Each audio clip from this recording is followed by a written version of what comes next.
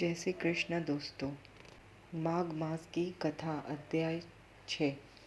प्राचीन काल में नर्मदा नदी के तट पर धर्मदत्त नाम का एक श्रद्धालु ब्राह्मण रहता था।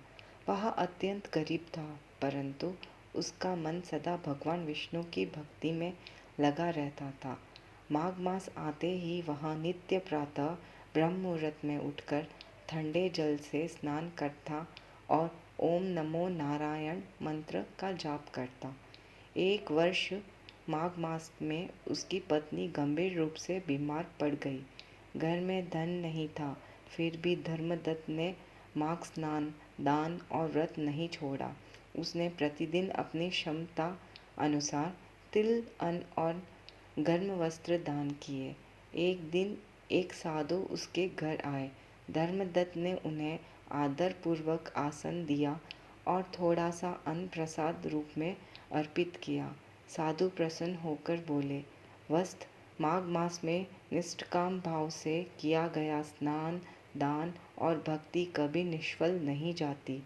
साधु के आशीर्वाद से उसकी पत्नी शीघ्र ही स्वस्थ हो गई और कुछ ही समय में धर्मदत्त के सभी कष्ट दूर हो गए। जीवन में सुख, शांति और धन धान्य की वृद्धि हुई। तभी से यह माना जाता है कि माघ मास में श्रद्धा, स्वयं और दान से किए गए कर्म मनुष्य के जन्म जन्मांतर के पापों को नष्ट कर देते हैं और भगवान विष्णु की विशेष कृपा प्राप्त होती है। कथा से शिक्षा। माघ मास में कठिन परिस्थितियों में भी धर्म, दान और भक्ति का त्याग नहीं करना चाहिए। निष्काम भाव से किया गया पुण्य अवश्य फल देता है। जय श्री कृष्ण।